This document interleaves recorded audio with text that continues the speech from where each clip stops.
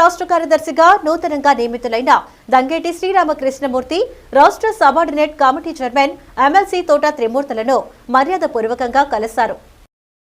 మండపేట విజయలక్ష్మి నగర్లోని ఆ పార్టీ కార్యాలయంలో ఎమ్మెల్సీ తోటను కలిసి పుష్పగుచ్చాన్ని అందించారు. ఈ సందర్భంగా ఎమ్మెల్సీ ఆయనకు దుస్సలువ కప్పి పూలమాలతో సత్కరించి అభినందనలు తెలిపారు. పార్టీ కార్యక్రమాలను గత ప్రభుత్వంలో చేసిన మంచిని ప్రజల్లోకి తీసుకువెళ్లి పార్టీని మరింత బలోపేతం చేయాలన్నారు. కార్యక్రమంలో రాష్ట్ర కార్యదర్శి కటకంశెట్టి ఆదిత్య, యువజన విభాగం రాష్ట్ర కార్యదర్శి సలాది సతీష్, పార్టీ జిల్లా కార్యదర్శి గొలకోటి ప్రకాష్, జిల్లా అధికార ప్రతినిధి పెమ్మిరెడ్డి మురళీకృష్ణ, చిక్కం నాగబాబు, గుర్లింక చిన్న తదితరులు పాల్గొన్నారు.